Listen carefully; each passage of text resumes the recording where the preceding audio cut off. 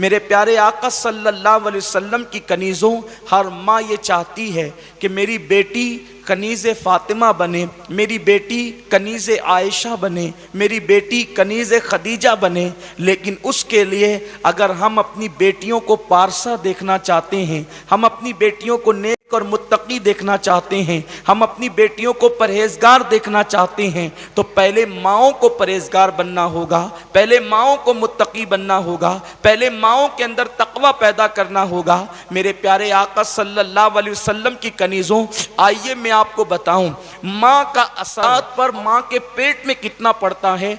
बल्कि ये बात भी माहिरीन कहते हैं कि माँ ने कंवारेपन के अंदर जो किरदार इख्तियार किया है, अगर वो उससे सच्ची तौबा न कर ले तो औलाद का उस किरदार पर भी, उस किरदार का भी औलाद पे असर पड़ता है। मेरे आका सल्लल्लाहु अलैहि वसल्लम की कनीज़ों, बहुत मशहूर सा वाक़या है।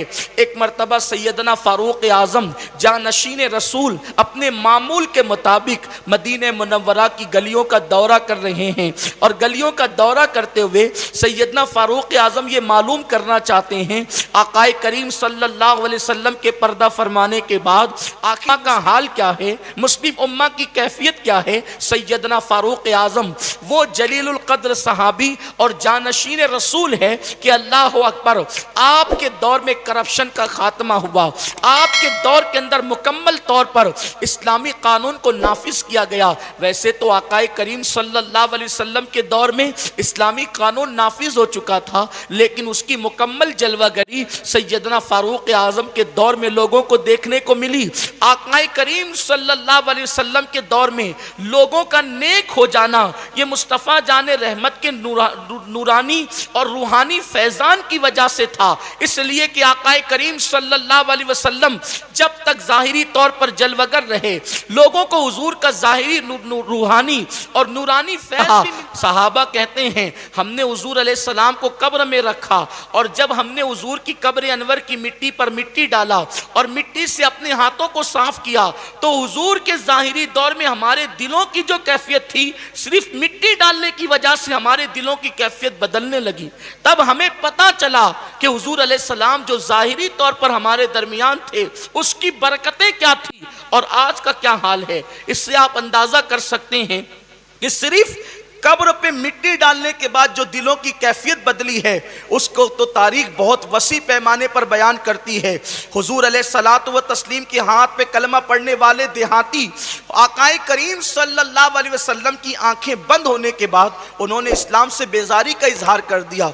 कुछ लोगों ने ज़कात का इनकार कर दिया, कुछ लोगों ने मुसल्लमा कज़्ज़ाब की नबूवत का, झूठी नबूवत का इकरार कर लिया। इससे पता चलता है आकाए करीम सल्लल्लाहु अलैहि वसल्लम का ज़ाहिरी तौर पे जमीन पे रहना किस कदर बरकत की चीज थी। तो अल्लाह अकबर, अब आप अंदाजा करें, जैसे जैसे आकाए करीम के दौर से दौर दूर होने लगा, लोग गुनाहों के करीब जाने लगे, लेकिन ये सैयदना फारूक आज़म की कोशिशों का नतीजा था कि आपने अपने चाबुक से, आपने अपने दिल नशीन वास से, आपने अपनी काविशों से वो मजबूत निज़ाम कायम किया कि अल्लाह अकबर, मदीने मुनव्वरा के बाजारों के अंदर गैर फ़क़ी और गैर आलिम को तिजारत करने की इजाजत न थी। यानी जो तिजारत के मसाइल न जानते थे, फारूक आज़म चाबुक मारकर उनको जो है वो बाजार से बाहर कर दिया करते थे। आप अंदाजा करें मेरी माओ और बहनों, ये सैयदना फारूक आज़म की मेहनतों का नतीजा है, जानशीन रसूल की काविशों का नतीजा है। उसके बावजूद भी फारूक आज़म को ये खदशा था कहीं ऐसा ना हो कि लोगों के ज़ाहिर और लोगों के बातिन गंदे रहें। तो फारूक आज़म रज़ी अल्लाह तबारक व ताला अन्हु रात की तारीकियों के अंदर मदीने मुनव्वरा की गलियों का दौरा करते हैं। दौरा करते हुए अचानक एक बुढ़ापे के अंदर डूबी हुई कपकपी आवाज उस सन्नाटे के अंदर जो है बुलंद होती है, और वो कपकपाहट के साथ आने वाली बूढ़ी आवाज से ये अल्फाज तरतीब पाते हैं, बेटी जल्दी करो, सुबह होने से पहले दूध में पानी मिला दो।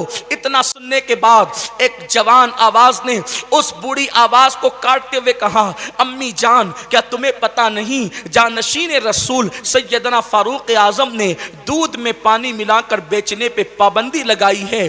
उस खातून ने फिर जवाब दिया, बेटी तेरा अमीर तो इस वक्त तेरे इस फेल को नहीं देख रहा है। उसके बाद उस जवान खातून ने, बल्कि उस लड़की ने आवाज दी, अम्मी अगर हमारा अमीरुल मोमिनीन नहीं देख रहा है तो अमीरुल मोमिनीन तेरा रब तो देख रहा है, हमें अल्लाह देख रहा है, मैं दूध में पानी कैसे मिला दूं। अल्लाह अकबर। सैयदना फारूक आजम के लबों पर तबस्सुम खेलने लगी। आपने दरवाजे पर निशान लगाया। सुबह हुई, फजर की नमाज के बाद अपने बेटों को जमा किया और जमा करने के बाद फरमाया, मैं बूढ़ा हो चुका हूं, अब मैं निकाह तो नहीं कर सकता, लेकिन याद रखो आप में से कौन है जो निकाह करे, इसलिए कि मैंने एक ऐसी लड़की को सुना है कि जिसके दिल में अल्लाह की खशियत है, अल्लाह का खौफ है। मेरे प्यारे आका सल्लल्लाहु अलैहि वसल्लम की कनीजों, फिर क्या हुआ, फारूक आजम के एक साहबजादे से उस लड़की का निकाह हो गया और उस लड़की से फिर एक लड़की पैदा हुई और उस लड़की से जो बेटा पैदा हुआ उसी को दुनिया उमर इब्ने अब्दुल अजीज के नाम से जानती है। आप अंदाजा करें, आखिर उमर इब्ने अब्दुल अजीज जो बनु उमैया का इंसान है, उमर इब्ने अब्दुल अजीज कौन है? बदतरीन आदमी, लानती आदमी, नासबी आदमी, सैयदना उस्मान गनी के कत्ल में शहीद होने वाला, उस्मान गनी की शहादत में साजिश करने वाला और अल्लाह अकबर इमाम हुसैन की शहादत में साजिश करने वाला, इमाम हसन के जनाजे पे तीर चलाने वाला, जिसे दुनिया मरवान इब्ने हकम कहती है, उस मरवान इब्ने हकम के सगे पोते का नाम है उमर इब्ने अब्दुल अजीज। कहां मरवान लानती नासबी, कहां मरवान दुश्मने अहले बैत, कहां मरवान अल्लाह अकबर और उसका बाप हकम जिसको रसूल पाक ने शहर बदर कर दिया। लेकिन अंदाजा करें कि उमर इब्ने अब्दुल अजीज में मरवान की कोई सिफत नजर नहीं आती, उमर इब्ने अब्दुल अजीज में हकम की कोई सिफत नजर नहीं आती, उमर इब्ने अब्दुल अजीज में मरवान का कोई किरदार नजर नहीं आता, उमर इब्ने अब्दुल अजीज में दादा होने के बाद मरवान की वो दुश्मने अहले बैत वाली गद नजर नहीं आती। उसकी वजह क्या है? इसलिए कि उमर इब्ने अब्दुल अजीज की मां उस औरत की, उस लड़की की बेटी थी जिसने दूध में पानी मिलाने से इनकार किया था। पता चला कि कभी कभी खानदानी खून के रंग को दूध का असर इस तरह तब्दील कर देता है कि दूध के असर का यकसर खात्मा हो जाता है, कि खून के असर का यकसर खात्मा हो जाता है और दूध का असर वो रंग दिखाता है, दूध का असर वो अपना रंग जमाता है कि खून के गंदे असरात भी खत्म हो जाते हैं। क्या कोई ये तसव्वुर कर सकता था कि अल्लाह अकबर कातिलाने हुसैन में से, अल्लाह अकबर कोई ये तसव्वुर कर सकता था उस्मान गनी के कातिल की औलाद में कोई उमर इब्ने अब्दुल अजीज पैदा होगा? ये कौन सी चीज थी, ये कौन सा अंदाज था कि उमर इब्ने अब्दुल अजीज एक तरफ अहले बैत से मोहब्बत करने वाले भी हैं, उमर इब्ने अब्दुल अजीज अदल इंसाफ को कायम करने वाले भी हैं, उमर इब्ने अब्दुल अजीज को नाफिज करने वाले भी हैं, उमर इब्ने अब्दुल अजीज अल्लाह अकबर मलूकियत का, बादशाहत का खात्मा करके खिलाफत की निशाते सानिया करने वाले भी हैं। पहली सदी का मुजद्दिद जिसे दुनिया उमर इब्ने अब्दुल अजीज के नाम से जानती है, ये किसी माँ के दूध का असर है, ये किसी माँ के किरदार का असर है, ये किसी माँ के कैरेक्टर का असर है। ऐ खातूने जन्नत की कनीजों, आप अंदाजा तो करो, सैयदना फारूक आजम के बेटे से एक बेटी पैदा हुई और वो बेटी किससे पैदा हुई? वो बेटी उससे पैदा हुई, वो बेटी उससे पैदा हुई जिस माँ ने दूध में पानी मिलाने से इनकार किया था और फिर उसी का असर हजरत उमर इब्ने अब्दुल अजीज पर पढ़ा। अल्लाह अल्लाह, वो उमर इब्ने अब्दुल अजीज कौन थे? अल्लाह अकबर। एक मर्तबा लोगों ने देखा एक बूढ़ा खूबसूरत सफीद रेश आदमी उमर इब्ने अब्दुल अजीज के कंधों पे हाथ रख के चलता है और बड़ी नजाकत और निफासत से चलता है, बड़ी नुदरत से चलता है। जब वो शख्स चला गया तो लोगों ने पूछा, उमर इब्ने अब्दुल अजीज ये बंदा मदीने का रहने वाला तो न था, ये बंदा मुल्क शाम का रहने वाला तो न था, कितना खूबसूरत था, इसके चलने में कितनी नुदरत और नजाकत थी। उमर अजीज ये बंदा मदीने मदीने का रहने वाला तो न था, ये बंदा मुल्क शाम का रहने वाला तो न था, कितना खूबसूरत था, इसके चलने में कितनी नुरत और नजाकत थी। उमर इब्ने अब्दुल अजीज से पूछा ये कौन था? तो उमर इब्ने अब्दुल अजीज कहते हैं ये सैयदना खिज़र अलैहिस्सलाम थे जो आज मुझसे मुलाकात करने के लिए तशरीफ लाए थे। मेरे आका सल्लल्लाहु अलैहि वसल्लम की कनीजों, पता चला अगर माँ अल्लाह अकबर फातिमा जैसी हो जाती है तो फिर बेटा उमर इब्ने अब्दुल अजीज जैसे पैदा होता है। अल्लाह अल्लाह, लेकिन ये किसका अंदाज था? जब दिल में खशियत रब्बानी होगी तो बाप के खून की तासीर भी चेंज हो सकती है, बाप के खून का असर भी बदल सकता है। कहां मरवान लानती और कहां पर उनका सगा पोता हजरत उमर इब्ने अब्दुल अजीज। मेरे प्यारे आका सल्लल्लाहु अलैहि वसल्लम की कनियों, जरा गौर तो करो, जरा सोचो तो सही, अंदाजा तो लगाओ। अल्लाह अकबर, सैयदना उमर इब्ने अब्दुल अजीज की जिंदगी का इनकलाब, उनकी जिंदगी का तकवा, उनकी जिंदगी की परहेजगारी, इससे ये बात पता चलती है कि अगर माएं अपने पेट में बच्चे को रख करके मुत्तकी हो जाए। किसी मुफक्किर ने कहा था कि मां का पेट कुमार के आवे की तरह है।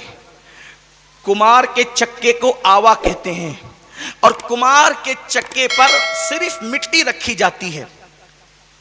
कुम्हार के चक्के पर मिट्टी रखी जाती है। जैसे जैसे हाथ तब्दील हो जाता है उसी मिट्टी से कभी मटकी बनती है, उसी मिट्टी से कभी रिकाबी बनती है, उसी से कभी गिलास बनता है, उसी मिट्टी से कभी छड़ी बनती है, उसी मिट्टी से कभी प्याली बनती है, उसी मिट्टी से कभी कप बनता है। मिट्टी तो वही है, फिर उससे कभी कप कैसे बन गया, उससे कभी गिलास कैसे बन गया, उससे कभी रिकाबी कैसे बन गई, उससे कभी तवा कैसे बन गया। आखिर मिट्टी वही है, चक्का वही है। पता चला हाथ की हरकतें बदलती है तो जो वो बर्तनों का शेप तब्दील होता जाता है। बस ऐसे ही है, हर इंसान तो नुत्फे से पैदा होता है। फिर कोई गौसुल आजम कैसे हो गया, कोई मोइनुद्दीन गरीब नवाज कैसे हो गया, कोई मखदूम अशरफ कैसे हो गया, कोई अल्लाह अकबर महबूब इलाही कैसे हो गया, कोई कुतुबुद्दीन बख्तियार काकी कैसे हो गया। जो रंग मोइनुद्दीन में है वो रंग निजामुद्दीन में नहीं, जो निजामुद्दीन में है वो अली अहमद कलियरी में नहीं, जो अली अहमद कलियरी में है वो अशरफ सिमना में नहीं। हालांकि सबकी पैदाइश नुत्फे से है। फिरौन भी नुत्फे से पैदा हुआ, अल्लाह अकबर, फिरौन भी नुत्फे से पैदा हुआ। गौसुल आजम दस्तगीर की विलादत भी तो नुत्फे ही से हुई है। फिर क्या बात है कि अल्लाह अकबर, दौलत की बुनियाद पर फिरौन बिगड़ गया और दौलत होने के बावजूद शेख अब्दुल कादिर जिलानी कहते हैं अगर अल्लाह मुझे इख्तियार देता तो मैं अल्लाह की तमाम मखलूक को खिलाता नजर आता। वो हलक से लुकमे छीन रहा है और ये अपने हलक का लुकमा लोगों के मुंह में डाल रहे हैं। वजह क्या है? जब माँ उम्मुल खैर होती है तो बेटा छीन कर खाने वाला नहीं बल्कि भूखा रहकर दूसरों को खिलाने वाला होता है। जब माँ माए नूर होती है, जब माँ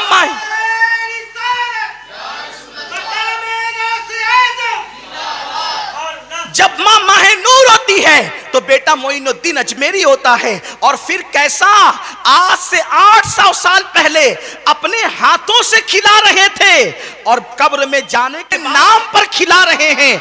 आप अंदाजा तो करें, ये माँ के पेट की करिश्मा साजी है। माँ का पेट कोई मुश्किल चीज, कोई माँ का पेट कोई आसान चीज नहीं, कोई मामूली चीज नहीं। माँ का शिकम इंसान को बनाता और बिगाड़ता है। लेकिन जाहिर सी बात है, आपको हैरत होगी, शिकम कैसे बना बिगाड़ सकता है? पेट तो पेट है, असल में पेट का ताल्लुक दिल से है। अगर अल्लाह चाहता तो बच्चे को दिमाग से भी पैदा कर सकता था, अल्लाह चाहता तो बच्चे को हाथ से भी पैदा कर सकता था। जो अल्लाह क़यामत के दिन इंसानों के हाथों को हामिला कर सकता है तो क्या अल्लाह हाथों से बच्चा पैदा नहीं करता? आखिर क्या बात है, बच्चा पैर से पैदा नहीं हुआ। दूसरे मज़ाहिब और मज़हब इस्लाम में फ़र्क यही है कि जो भी बच्चा पैदा हुआ पेट से पैदा हुआ। तो पेट से क्यों पैदा हुआ? हाथ से क्यों नहीं, जबान से क्यों नहीं, और दिमाग से क्यों नहीं, आंखों से क्यों नहीं? मेरा अल्लाह चाहता तो आंखों से भी पैदा कर देता। पेट से क्यों? इसलिए कि पेट का ताल्लुक दिल से होता है। पेट दिल से बहुत करीब है और पेट में रहने वाली चीज उस वक्त तक के बनती बिगड़ती नहीं जब तक के दिल ना बने और बिगड़े। आप नहीं देखते लोगों को जब कोई मर्ज होता है तो उसकी दवा पेट में डाली जाती है, क्योंकि पेट में जो चीज जाती है वो दिल पर असर करती है, और दिल पे जो चीज असर करती है वो पेट पर असर करती है। तो अल्लाह तबारक व ताला ने इंसान को पेट से इसलिए पैदा किया कि वो दिल से करीब है, और हमेशा पेट वाली चीज दिल से मुतासिर होती रहती है, और पेट से दिल मुतासिर होता है, और दिल से पेट मुतासिर होता है। अब पता चला कि जो ख्यालात दिल में होंगे वो पेट पर मुंतकिल होंगे, जो सोच पे दिल में होगी वो पेट पर मुंतकिल होगी। अब पता चला कि माँ बच्चे को पेट में रखने के बाद अगर हीरो का कैरेक्टर देखेगी, हीरोइन का किरदार, ज़िना के मनाजिर देखेगी, तो उससे असर पेट पर पड़ेगा और वही सारी चीजें बच्चा लेगा। और फिर एक खास बात जो सूफिया फरमाते हैं वो ये है कि जब बच्चा माँ के पेट में रहता है तो उसका दिल माँ के दिल के बिल्कुल मुकाबिल होता है। जैसे दो आईने को आप एक दूसरे के सामने रखें और एक आईना सूरज के सामने रहे। अब आईना सूरज के सामने है तो उस आईने के सामने जो आईना होगा उसमें सूरज ही दिखेगा। आईना चांद के सामने है तो जो आईना चांद के सामने होगा और उस आईने के सामने जो आईना होगा चांद का अक्स उस आईने में नजर आएगा। इसी तरह अगर उस आईने के सामने जो अंधेरा है तो दूसरा आईने में भी अंधेरा दिखाई देगा, उजाला है तो दूसरे आईने में भी उजाला दिखाई देगा। तो बच्चे का दिल बिल्कुल माँ के मुकाबिल और सामने होता है। अब माँ सोच रही है औलिया की दास्तान, तो बच्चे में भी औलिया की दास्तान उधर मुंतकिल होती है। माँ सोच रही है सहाबा की दास्तान, तो बच्चे में भी जो वो सहाबा की दास्तान मुंतकिल होती है। माँ मोहब्बत सोच रही है तो बच्चे में मोहब्बत मुंतकिल होती है। माँ नफरत सोच रही है तो बच्चे में नफरत मुंतकिल होती है। अब अंदाजा लगाएं, अगर माँ परहेजगार और मुत्तकी बन जाए तो फिर बच्चा किसी की तकरीर से सुधरने का मोहताज नहीं रहता। अगर माँ का दिल संवर जाए तो बच्चा माँ के दिल की बरकत से सुधरा सुधारा पैदा होता है, और फिर उसके अंदर वो किरदार होता है कि उस किरदार का आप अंदाजा नहीं कर सकते। ए खातून जन्नत रदी अल्लाह ताला अन्हा की कनीजों, आज हर माँ चाहती है बच्चे सुधरे हुए हों। आप अपना दिल सुधार लें। आपके दिल में तो गीबत की मोहब्बत है, आपके दिल में तो चुगली की मोहब्बत है, आपके दिल में तो जो है वो सीरियलों की मोहब्बत है, आपके दिल में तो दुनिया की मोहब्बत है, आपके दिल में तो लड़ाइयों की मोहब्बत है। तो जाहिर सी बात है बच्चा वही सारी चीज़ों को कबूल करता है। आप ज़रा गौर करें, मुर्गी का बच्चा जिस दिन पैदा होता है उसको कोई दाना चुगना है, फिर वो दाना क्यों चुगता है? माँ का किरदार, अगर माँ मुर्गी है, आप देखें जो बच्चे जो है वो मशीन से पैदा होते हैं उनके अंदर मुर्गी का रोल नहीं होता। वो मुर्गी तो होते हैं लेकिन मुर्गी का रोल नहीं होता।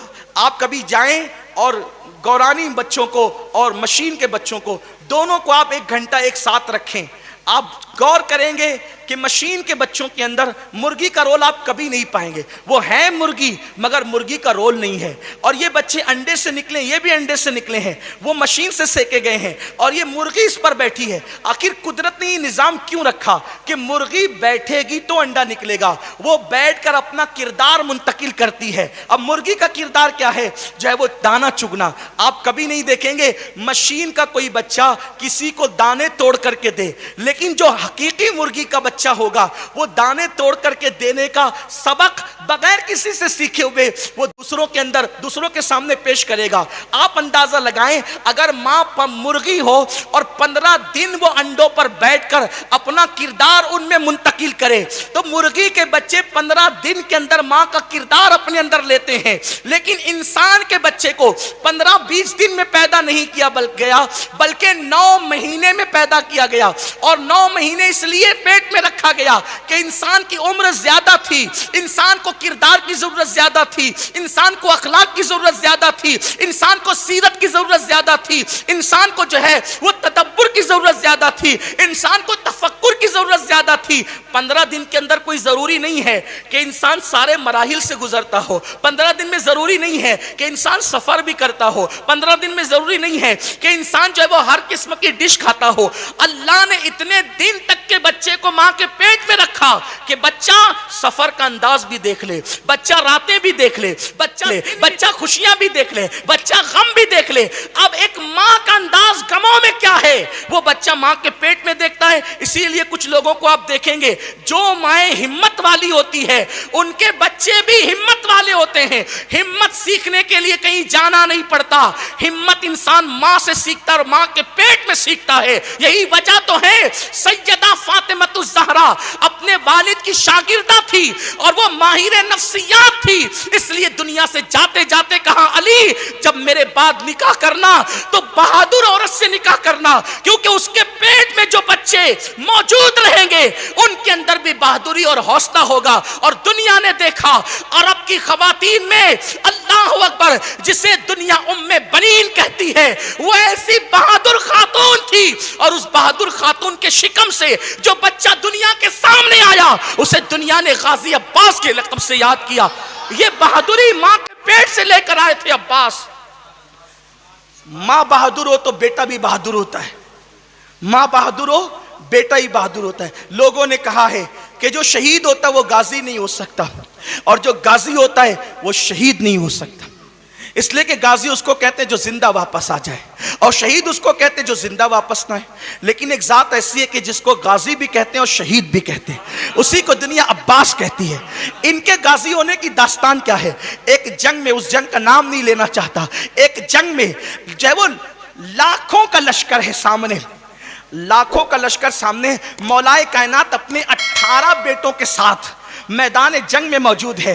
मौलाए कायनात ने लश्कर देखा, लाखों का लश्कर, और अपने बेटों का इम्तिहान लेने के लिए कहा, क्योंकि सैयदा फातिमा की बात को यहां साबित करना था। मौला मैदान करबला की तमहीद उस जंग से बांधना चाहते थे और सैयदा फातिमतुज़ ज़हरा के उस फिक्र को लोगों के सामने आया करना चाहते थे कि कौन सा बेटा कब किस तरीके से काम आ सकता है।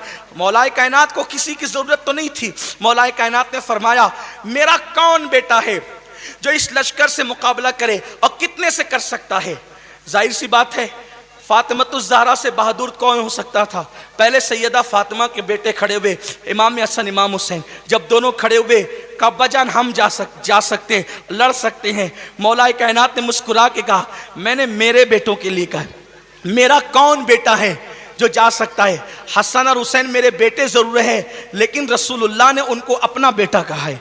इसलिए आपका शुमार अली की औलाद के बावजूद नबी के बेटों में होता है। मैंने अपने बेटों की बात की है। मोहम्मद बिन हनफिया खड़े हुए, अब्बा जान मैं, तू कैसे लड़ेगा? इब्ने हनफिया अस्की, अब्बा जान ये लाखों का है, मुझे हजारों दे दे, लड़ लूंगा। फरमाया तुम बैठ जाओ। फिर उसके बाद अल्लाह अकबर, मौलाए कायनात ने कहा कौन? तो उसके बाद औन खड़े हुए, मोहम्मद खड़े हुए, हज़रत उमर इब्ने अली खड़े हुए, उस्मान इब्ने अली खड़े हुए, सब ने बातें की। लेकिन मौला अली का उस वक्त तो जो छोटा बेटा था उसकी उम्र सिर्फ 11 या 12 साल की थी। 11 या 12 साल का वो बेटा जिसके चेहरे पे भी दाढ़ी भी नहीं निकली थी, उठ करके खड़ा हुआ, कहा बाबा मैं जाऊंगा। कहा कितने लेके? कहा अकेला जाऊंगा। और फिर कहा कैसे लड़ेगा? कहा बाबा मैं ऐसे लड़ूंगा, अगर मैं इनको सिर्फ देख भी लूं, सिर्फ देख लूं, ये सब मर जाएं, मैं इनको देख लूं सब मर जाएंगे। इसलिए कि अल्लाह ने मुझे आंखें अल्लाह वाली दी है। अब मैं ये बात अगर करने लगूं तो लोगों को शुबा होता है ये बात आई कहां से। लेकिन बुखारी की हदीस से हुजूर फरमाते हैं, अल्लाह कहता है कि जो नवाफिल की कसरत करता है मैं उसकी आंख बन जाता हूं, मैं उसके हाथ बन जाता हूं, मैं उसके पैर बन जाता हूं, मैं उसकी जबान बन जाता हूं। यार जब गौसुल आजम की जबान बनता है खुदा, तो क्या अब्बास गाजी अब्बास की जबान, वो भी फिर गौसपाक है कौन? अली का बेटा अब्बास, जिसकी जूतियां गौसुल आजम उठाते हैं तो मकाम गौसियत की आबरू बन जाते हैं। ये मकाम अब्बास है। तो कहा बाबा सिर्फ देख लूंगा ना तो भी वो मर जाएंगे और बोल दूंगा तो भी मर जाएंगे, क्योंकि अल्लाह ने मेरे पास इतनी मजबूत जो है वो जबान अता की है। और फिर बाप का अमामा बांध कर, जुल्फ़िकार हैदरी लेकर और बाबा का घोड़ा लेकर के जैसे ही निकले हैं तो ऐसा लगता था कि जैसे उम्मे बनीन का बेटा जाया नहीं जा रहा है, बल्कि फातिमा बिन्त असद का बेटा बद्र और ओहद की यादें ताज़ा कर रहा है। और फिर जब अब्बास गए हैं और जाने के बाद मौला अली के सामने से वो चेहरा ओझल हुआ है, तो मौला अली ने फौरी तौर पर ये कि कहीं मेरा बेटा दुश्मन की सफ़ों में घुस न जाए, आपने कहा मेरे गाजी जरा वापस लौट, मेरे गाजी जरा वापस लौट। उस वक्त मौला ने जब उनको गाजी का लक़ब, तो आखिरी दम तक के पूरा खानदान अब्बास को गाजी ही कह करके पुकारता रहा है, मेरे प्यारे आका सल्लल्लाहु अलैहि वसल्लम की कनीज़ों। लेकिन ये बहादुरी मिली कहां से थी? उम्मे बनीन की बहादुरी। बहादुर माँ ने पेट में रखा। अगर बहादुर माँ पेट में रखे तो बेटा बहादुर होता है, अगर परहेजगार माँ पेट में रखे तो बेटा परहेजगार होता है, मुत्तकी माँ पेट में रखे तो बेटा मुत्तकी होता है। आप क्या समझते हैं? इमाम हुसैन को 3 दिन का फाका था, और ये सिर्फ 3 दिन का फाका तो मौर्रिखीन करबला का कहना है, वरना बात तो असल ये थी कि मौला हुसैन तो कई दिन के भूखे थे। अल्लाह अकबर। फिर क्या बात थी? भूख ने हुसैन को बेचैन नहीं किया।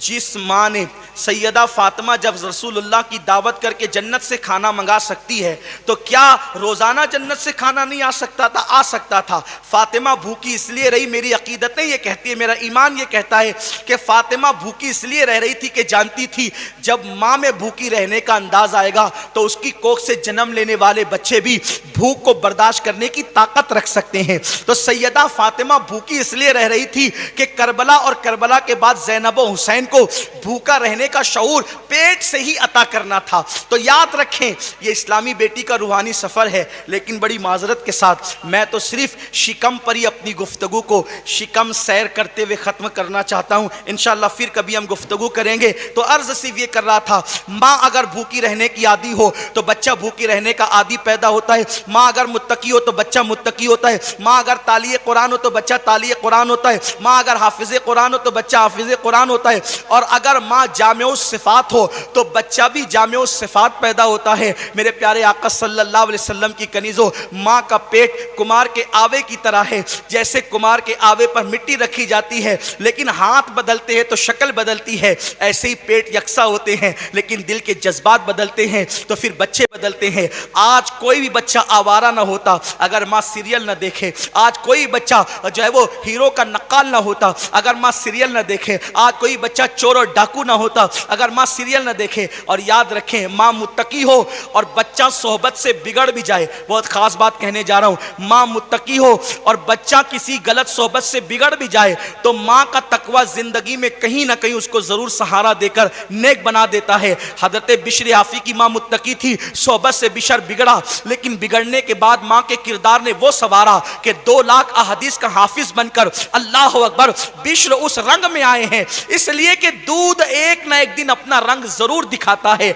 और याद रख लें दूसरी बात, अगर माँ बिगड़ी हुई हो और सोहबत से बच्चे संवर भी जाए तो फिर कहीं ना कहीं वो दूध अपना रंग ज़रूर दिखाता है। तो आज इस्लामी बेटी के रूहानी सफ़र का आगाज़ हमने माँ के शिकम से किया था। आज भी राबिया पैदा हो सकती है, आज भी नफीसा मिस्री पैदा हो सकती है, आज भी राबिया बसरी पैदा हो सकती है, आज भी अल्लाह अकबर उम्मुल खैर उम्मुल वरा माह नूर जैसी ख़वातीन जन्म ले सकती है। आज भी ज़किया राजिया मर्जिया जैसी ख़वातीन पैदा हो सकती है। शर्त यह है कि माँ की कोख संवर जाए। और हम यही चाहते हैं कि माँ की गोद को संवारना, माँ की कोख को संवारना। इल्म के बगैर माँ की कोख कभी नहीं संवर सकती, इल्म के बगैर माँ की गोद कभी नहीं संवर सकती। जब इल्म नहीं होगा, जिस माँ को वुजू करना नहीं आएगा, जिस माँ को गुस्ल करना नहीं आएगा, जिस माँ को कुरान पढ़ना नहीं आएगा, वो माँ क्या अपने बच्चों को संवार सकेगी? आओ माँओं को सुधार दे, आओ माँओं को संवार दे। माएँ सिर्फ तालीम से नहीं बल्कि तालीम के साथ साथ इश्क मुस्तफ़ा और निस्बत रसूल से समझ सकती है। मालेगांव में और पूरे हिंदुस्तान में बल्कि पूरी दुनिया में तालीमी मराकिज़ तो बहुत हो सकते हैं, लेकिन सुन्नी मदारिस में अपने बच्चों को पढ़ाने पर हम जोर इसलिए देते हैं और मदरसे में पढ़ाओगी तो मुमकिन है तुम्हारी बेटी फातिमतुज़ ज़हरा की बागी बन जाएगी, लेकिन अहले सुन्नत के मदारिस में पढ़ाओगी तो आपकी बेटी कनीज़े फ़ातिमा बन जाएगी। और कनीज़े फ़ातिमा बनेगी तो इंशाअल्लाह उनको उनका इल्म जो है वो फ़ायदा पहुँचाएगा। मेरा ये उन्वान इंशाअल्लाह कर्ज़ रहेगा और मैं जल्दी जल्दी उजलत में चंद अल्फाज में आपकी नज़र कर रहा हूँ। उम्मीद है कि ख़वातीन इस पर तवज्जो देंगी। अपने आप को संवारो, अपने आप को सुधारो। जब माँ आधी आस्तीन के कपड़े पहनेगी तो बेटी पूरे आस्तीन के कपड़े कभी नहीं पहन सकती। माँ जब अल्लाह अकबर पतले और बारीक लिबास पहनेगी तो बेटी कभी जो है वो मोटे लिबास नहीं पहन सकती। मेरे आका सल्लल्लाहु अलैहि वसल्लम की कनीज़ों, इल्म दुनिया में आकर के जो मिलता है यकीनन वो असरअंदाज तो होता है लेकिन मुकम्मल तौर पे असरअंदाज नहीं होता। एक बात जाते जाते ये ज़रूर कहना चाहता हूँ, सैयदा फ़ातिमा की औलाद में जितने सुधरे संवरे नेक परहेजगार बच्चे आप देखेंगे या जितने शहजादे और शहजादियाँ आप देखेंगे, इतना तकवा इतना परहेजगारी आपको किसी ख़ानदान में नज़र नहीं आएगा। बल्कि दुनिया में जब भी मुत्तकी हुआ है वो सैयदा फ़ातिमतुज़ ज़हरा की औलाद की जूतियाँ सीधी करने के सदक़े में परहेजगार और मुत्तकी हुआ है। इसलिए कि तकवा अगर हकीकी मानों में कहीं से मिलता है तो वो सैयदा फ़ातिमा के दर से मिलता है। और लोग मुत्तकी है, फ़ातिमा तकवे का नाम है। हर लोग आलिम है, फ़ातिमा इल्म का नाम है। हर लोग बाहया है, फ़ातिमा हया का नाम है। हर लोग जो है वो रज़ा पर राज़ी रहने वाले हैं, फ़ातिमा सरापा रज़ा का नाम है। बल्कि अगर ये कह दूं और लोग तालीमात कुरान को हासिल करके मुअद्दब बनते हैं, फ़ातिमा सरापा अदब का नाम है। मेरे आका सल्लल्लाहु अलैहि वसल्लम की कनीज़ों, आपको मैं ये बात जो है वो पूरे वसूख के साथ कह सकता हूँ कि आप किसी भी बड़ी से बड़ी शख्सियत को देख लें, अगर उसकी ज़िंदगी के अंदर मुकम्मल तौर पे निखार आया है तो फ़ातिमा की औलाद से कनेक्ट होने के बाद आया है।